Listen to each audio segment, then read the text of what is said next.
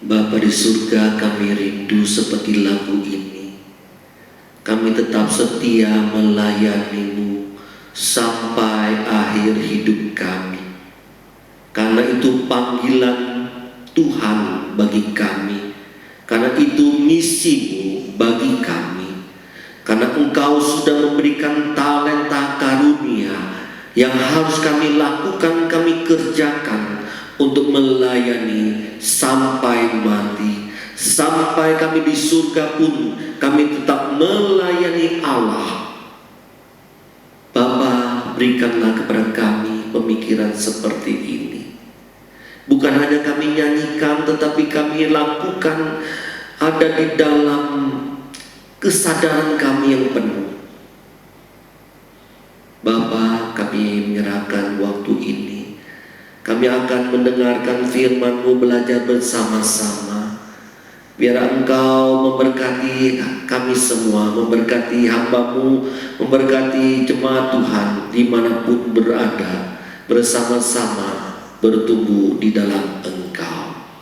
Jauhkan dari para yang jahat, semua sarana dipakai, internet, medsos, semuanya dipimpin oleh Tuhan sendiri. Hamba serahkan semuanya di dalam nama Tuhan Yesus Kristus. Amin. Silakan duduk saudara. Puji Tuhan, hari ini kita kembali bisa beribadah walaupun secara online.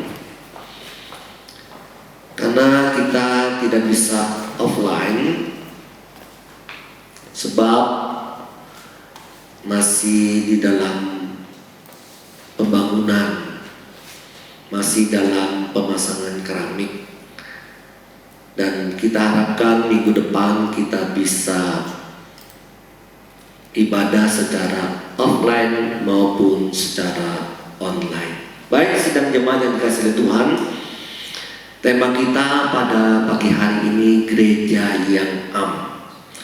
Gereja yang am yang sudah kita pernah barusan kita ikrarkan di hadapan Tuhan di dalam pengakuan iman rasuli. Gereja yang kudus dan am. Kita khususkan hari ini apa yang dimaksud dengan gereja yang am. Kita akan membaca firman Tuhan terlebih dahulu saudara di dalam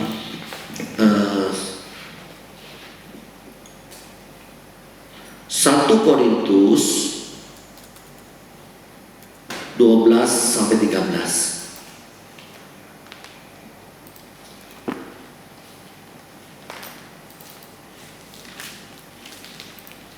1 Korintus 12 ayat 13. Mungkin ayat 12 sampai yang ke-13. Cuncun membacakannya bagi kita sekalian. 1 Korintus 12 ayat 12 sampai 13. Karena sama seperti tubuh itu, kita kembali belajar bagaimana kita menjadi berkat bagi rekan-rekan yang seiman, menjadi berkat bagi orang-orang yang percaya kepada Tuhan. Tetapi kita harus menjadi satu konsep dulu, memahami tentang konsep yang benar yang dituliskan, yang diajarkan oleh para rasul kepada kita tentang gereja yang am. Baik saudara, apa maksudnya, apa artinya, apa maknanya gereja yang am itu? Kita sering mengaku iman kita di hadapan Tuhan, gereja yang kudus dan am, gereja yang kudus dan gereja yang am. Kadang-kadang kita belum mengerti akan hal itu. Baiklah, ketika kita akan belajar bagian ini, setelah kita mengerti, ketika kita mengaku iman kita di hadapan Tuhan setiap minggu, maka kita secara sadar itulah panggilan kita di dalam bergereja. Gereja yang am atau gereja yang kudus dan am yang disebut di dalam bahasa Inggris the Holy Catholic Church. Saudara yang dikasih oleh Tuhan, di dalam bahasa Inggrisnya am itu Katolik. Katolik di sini bukan gereja Katolik, tetapi mengandung arti universal, umum, berarti umum, ya saudara. Gereja yang adalah gereja yang universal, yang menyatakan kumpulan orang-orang percaya, kumpulan orang-orang yang beriman kepada Tuhan Yesus, baik orang yang sudah mati maupun orang yang masih hidup, baik mereka yang ada di dunia ini maupun mereka yang di surga. Itulah yang disebut dengan gereja yang kumpulan, baik orang yang sudah mati maupun yang masih hidup, maupun yang ada di surga maupun yang di dunia. Mereka semua yang percaya di dalam Tuhan Yesus, itulah yang disebut dengan gereja yang the Holy Catholic Church.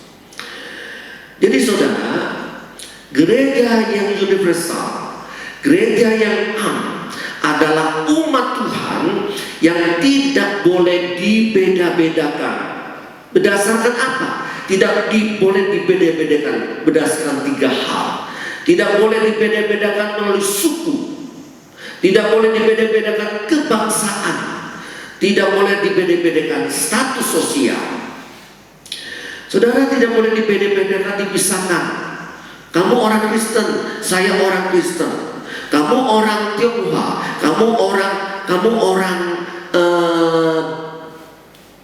Bali, kamu beda. Oh tidak. Tidak boleh dibedakan kebangsaan. Oh kamu orang Indonesia, kamu orang Amerika, kamu orang Rusia, beda. Oh tidak. Kamu tidak boleh dibedakan status sosial. Kamu siapa? Kamu kaya, saya miskin. Kamu intelektual, aku bukan. Berarti kita beda. Oh tidak, saudara. Saudara, gereja yang bukan menunjukkan suatu perbedaan seperti ini. Kita juga harus memahami gereja yang universal, yang Katolik, bukan gedung ini. Gereja itu bukan gedung yang kelihatan, saudara.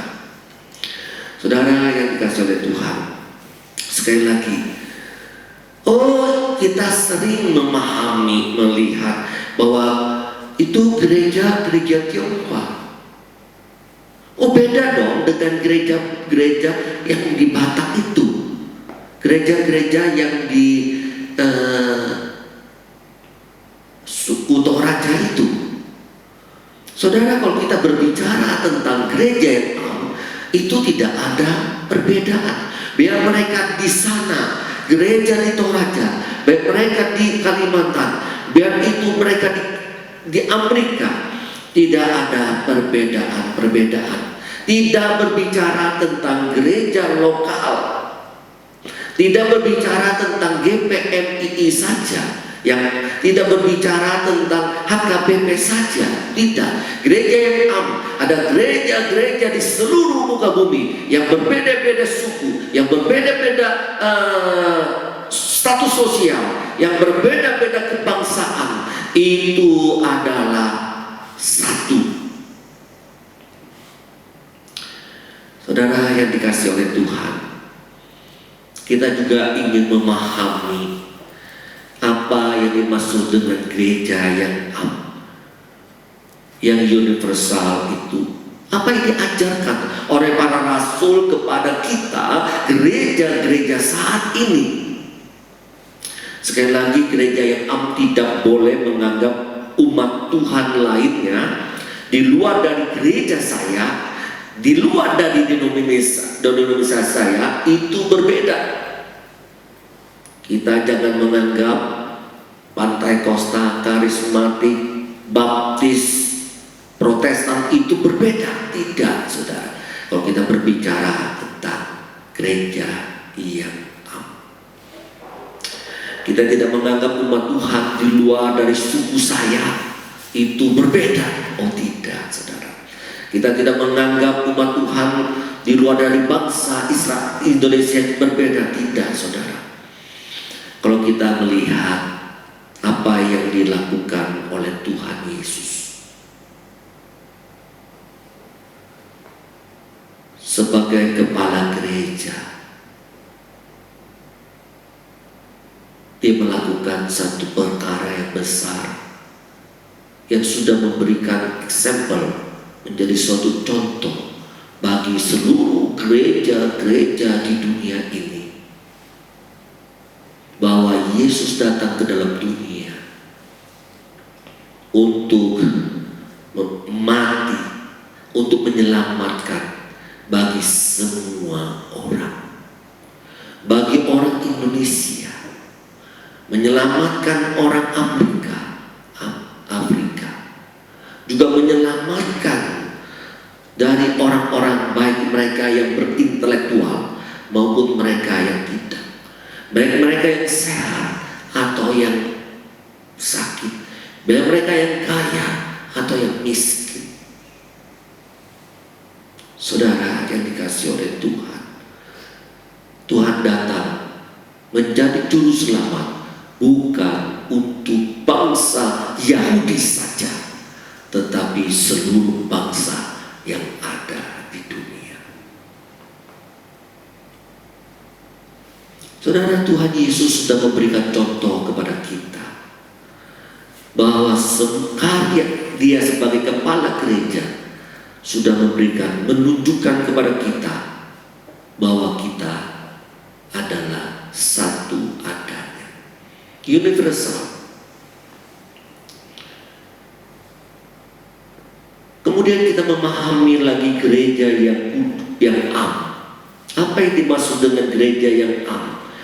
Menunjukkan kepada kita gereja itu harus terbuka bagi semua orang, bagi siapa saja. Kita tidak boleh menolak. Oh, kita gereja Tionghoa, kita gereja Batak, kita gereja Afrika Selatan. Kalau yang datang dari luar itu kulit putih datang ke suatu gereja yang berkulit hitam, apakah ditolak? Jangan, saudara.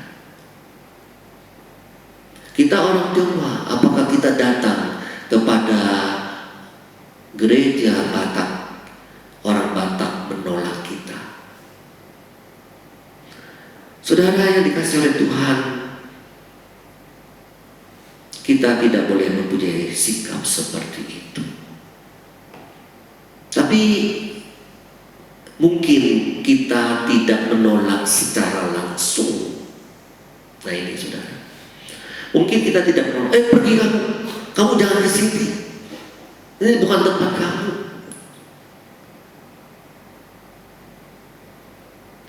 Saudara yang dikasihi oleh Tuhan, memang kita tidak menolak secara langsung, tetapi kita bisa bersikap menolak mereka secara tidak langsung. Misalnya begini, kita gereja Tionghoa, tetapi yang datang itu suku Jawa. Dia datang dari suku Batak. Akhirnya apa? Satu orang datang, dua orang datang dari suku Jawa. Kita tidak menganggap mereka, kita tidak menyapa mereka, kita tidak welcome dengan mereka. Kita biarkan mereka datang, senumpuk mereka datang, ibadah pulang. Itu artinya kita pun menolak mereka secara tidak langsung. Mungkinkah itu ada di dalam diri kita? Hanya orang-orang tertentu saja yang kita sapa, hanya orang-orang tertentu saja yang kita ajak ngomong ketika datang di dalam gereja kita, ketika mereka beribadah. Sekali lagi, saudara, mereka ke gereja itu bukan karena melihat gereja A, gereja B, Panggilan Tuhan kepada kita, dimanapun kami berada, pergilah beribadah di sana, dan di sana. Bukankah itu perintah Tuhan kepada kita? Harus sadar kita bahwa orang yang datang itu panggilan Tuhan untuk beribadah, bergereja, untuk menyembah, memuji Tuhan. Baiklah kita bersama-sama, kita menyatukan hati kita.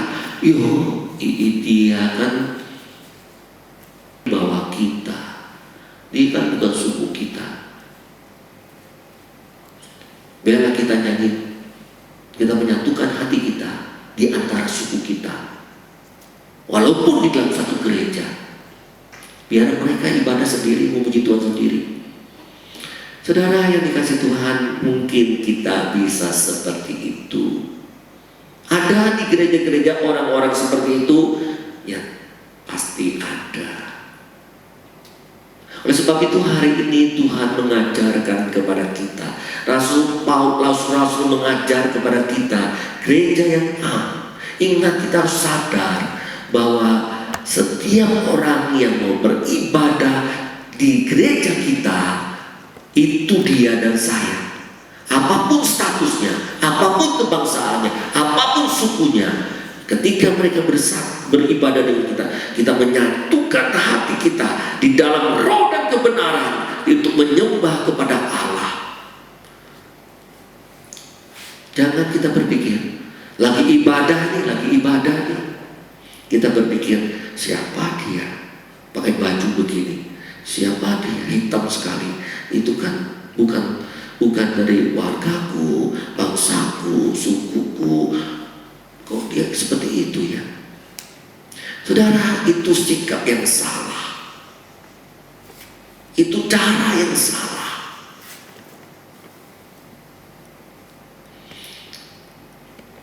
Saudara, kita dalam ibadah harusnya memuji Tuhan, berfokus kepada Tuhan. Tapi pikiran kita membeda-bedakan orang di dalam saat ibadah, itu yang salah di mata Tuhan.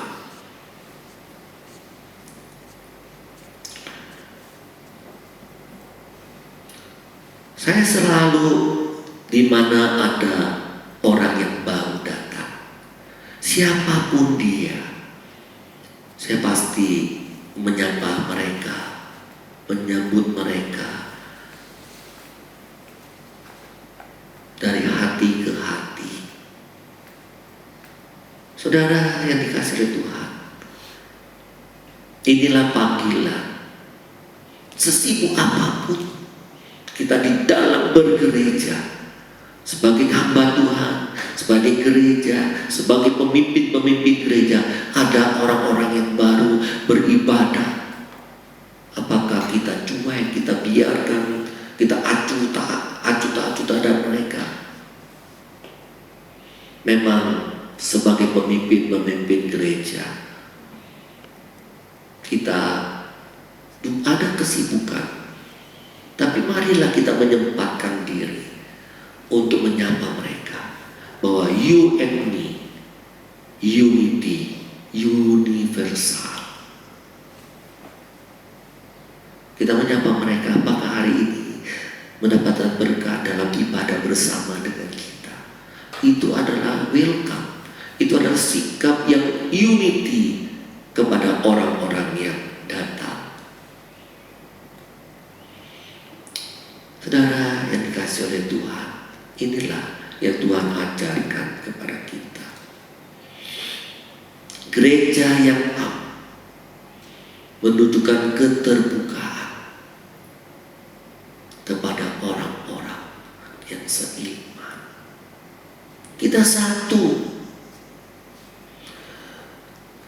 Gereja yang adalah semua orang percaya, tidak dibatasi oleh waktu dan tempat dan ruangan. Nah, saudara, di mana saja, kapan saja, pokoknya ketika kita tidak ada di dalam Kristus, kita disebut gereja yang Kita satu. Dikatakan di dalam bagian ini kenapa kita satu. Kita di satu tubuh, satu anggota. Karena kita satu di dalam Kristus. Sudah satu di dalam roh. Kita dibaptis di dalam satu tubuh dan diberi minum satu roh. Ini panggilan Rasul Paulus kepada jemaat di Korintus. Engkau, ini panggilan untuk bersatu. Saudara, di dalam jemaat di Korintus dikatakan di pasal 12 itu berbicara tentang banyak karunia-karunia yang ada di dalam jemaat di Korintus. Tetapi di dalam jemaat-jemaat Korintus yang satu gereja saja tidak mengalami kesatuan. Saudara, kalau saja di dalam gereja saja ada pemahaman yang tidak bersatu, gara-gara karunia saja, gara-gara pemimpin saja, ini pemimpin Apolos, ini pemimpin Rasul Petrus, ini pemimpin Rasul Paulus, dan sebagainya. Akhirnya mereka tidak bersatu di dalam jemaat Korintus. Bagaimana menangkap lagi jemaat di Kolose, jemaat di Tesalonika, jemaat di Indonesia, jemaat di Afrika, jemaat di Afrika. Bagaimana bisa membangun konsep kesatuan itu? Marilah kita membangun, kata Rasul Paulus, dari dalam kesatuan itu baru kita membangun yang lebih besar. Mari kita bangun yang lebih besar. Ketika kita satu di dalam gereja GPMII, kita dapat membangun gereja di Denpasar. Ketika kita bisa membangun kesatuan gereja di Denpasar, kita dapat membangun kesatuan di gereja di Pulau Bali. Setelah kita membangun akan kesatuan di Pulau Bali, kita dapat membangun kesatuan di Indonesia. Setelah ada di Indonesia, maka di Asia dan di dunia. Ini yang penting. Jangan saudara, di dalam gereja kita tidak bersatu, tapi punya impian kita membangun gereja-gereja di Indonesia bersatu. Ya, itu sulit sekali saudara. Pemahaman dimulai dari kelompok yang kecil, kelompok yang lebih besar, kelompok yang lebih besar lagi, kelompok yang lebih besar lagi. Saudara,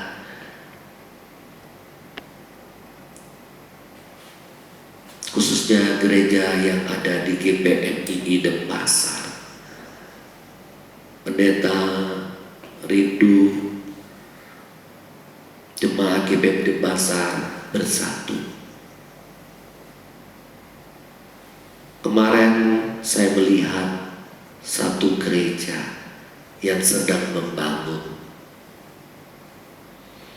Saya tahu gereja itu kekurangan dana. Tetapi ketika membangun gereja, cor pondasi gereja, jemaatnya saudara bergotong royong untuk membuat cor itu. Ada belasan orang melakukan itu. Mereka bersatu di dalam membangun gereja. Ada pendetanya, ada pemimpin gerejanya, ada jemaatnya, ada yang berkulit putih, ada yang berkulit hitam. Saya pikir apakah mereka dibayar? Saya pikir tidak.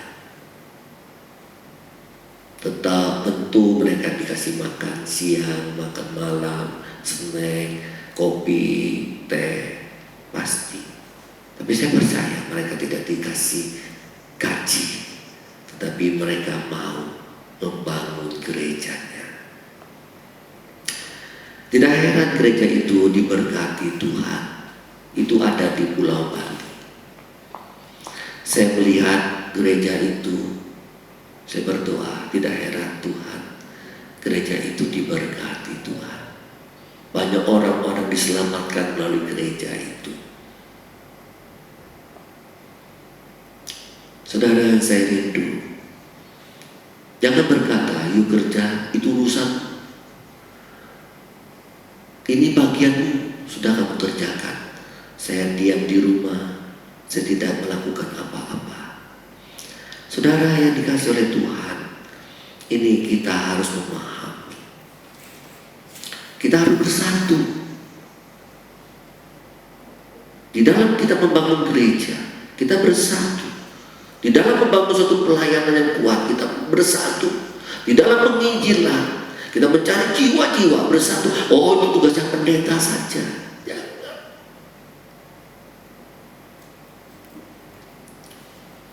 Saudara, kalau saya pendeta berpikir sebagai pendeta, ya sudahlah, sebagai pendeta persiapan khotbah hanya khotbah saja. Tidak usah ngecek, tidak usah pasang instalasi, tidak usah naik tangga, Pak ganti list lampu, panggil tukang saja. Nah, lampu satu rusak, panggil tukang, itu minim 100.000. Datang pasang, itu minim 100.000. Kan uang ada, ngapain kerjain sendiri? Saudara, kalau kita berpikir seperti itu, bisa saja. Tetapi pertanyaan, ketika kita bisa, kenapa kita tidak melakukan untuk pekerjaan dan karya itu?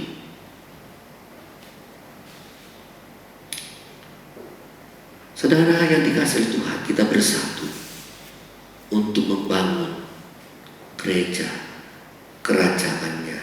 Ini panggilan Tuhan buat kita. Saudara, gereja yang am adalah gereja yang ada di dalam Kristus. Anggota-anggotanya saling melengkapi, saling menguatkan, saling mendukung. Sekali lagi, ini karena kita sudah memahami di dalam bersatu, kita satu anggota, kita harus mendukung, memotivasi, menguatkan orang lain. Saudara yang dikasihi Tuhan, kita saling melengkapi. Jari yang ini melengkapi yang ini melengkapi yang ini, mata melengkapi panca indera. Saudara, semua melengkapi satu dengan yang lain. Jangan merendahkan satu dengan yang lain. Jangan menghina satu dengan yang lain. Jangan membeda-bedakan. Betapa seringnya kita membedakan. Oh, kita jangan, saudara, seperti bangsa Israel menganggap bangsa lain, bangsa Samaria, bangsa lain adalah bangsa kafir, bangsa yang tidak diselamatkan, bukan milik Allah. Oh, salah, konsep itu sudah salah. Jangan pernah meremehkan, merendahkan, dan menghina orang yang di dalam Kristus. Siapapun dia, kulit putih, dia cacat, dia tidak pintar, dia tidak cantik, dia gajinya rendah, sekolahnya rendah, tidak. Saya mau bertanya kepada saudara, apakah saudara pernah menganggap remeh kuku ini yang ada di dalam dirimu? Kamu pernah anggap remeh? Adakah engkau menganggap remeh kelingkingmu yang kecil ini? Apakah engkau meremehkan rambut satu lembar ini di dalam kepalamu? Kan tidak pernah.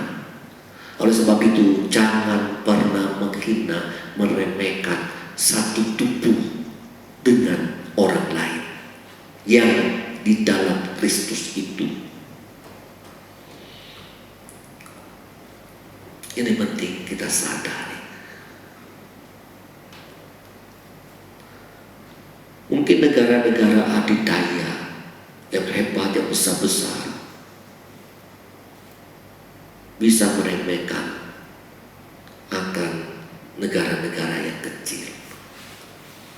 Tapi kalau kita pemahaman di dalam Kristus, kita tidak akan melakukan hal itu. Saudara, orang yang paling hina, orang yang paling tidak berguna agama kita, orang yang paling bodoh, itu pun masih bisa mendatangkan berkat bagi kita. Itu yang harus kita pahami.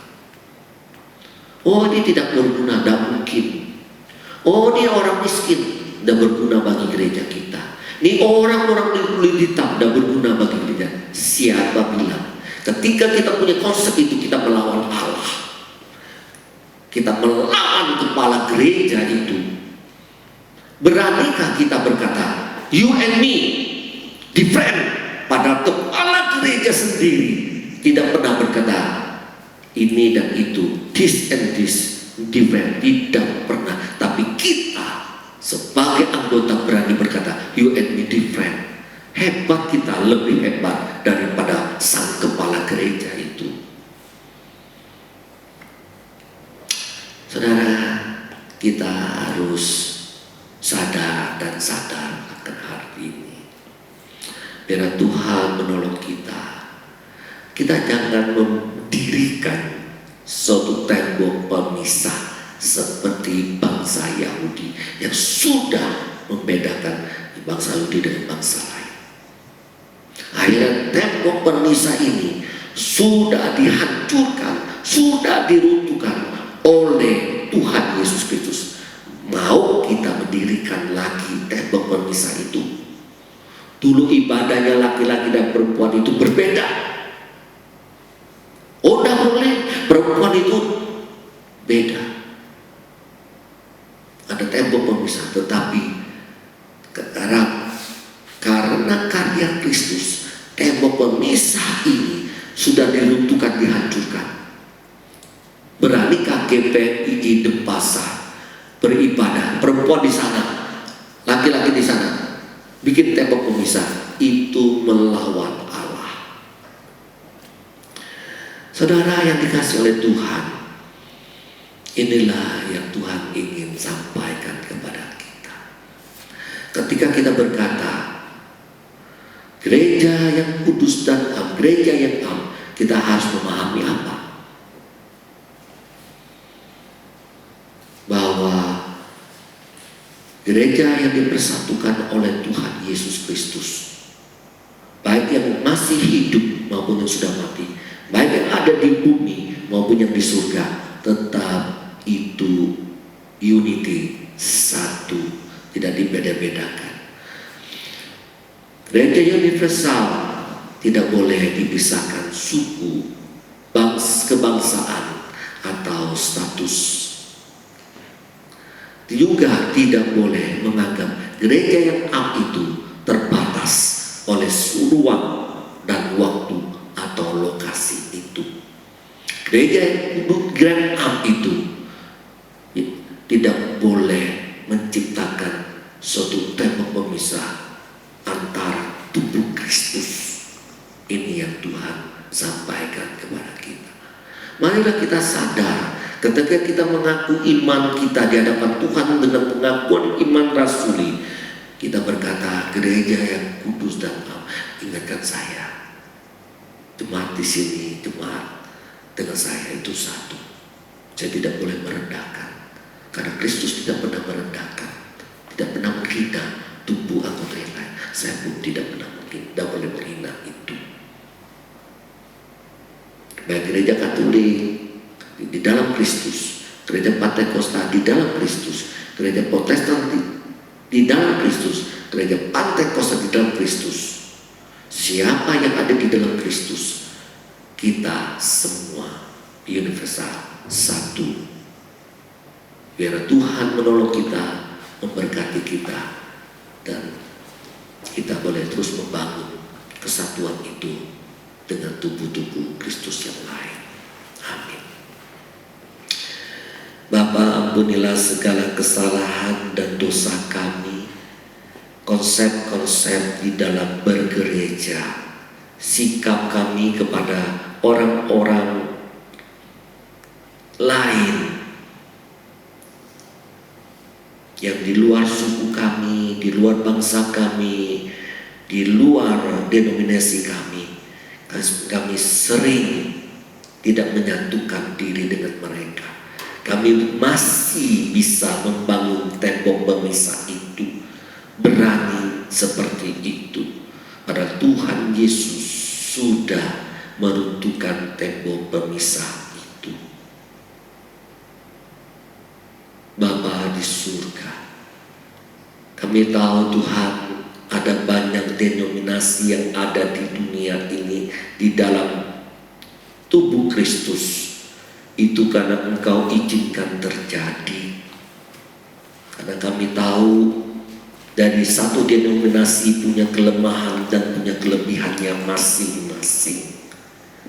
Oleh sebab itu Engkau mengizinkan denominasi yang lain berdiri untuk menjangkau apa yang tidak bisa dijangkau oleh denominasi yang lain.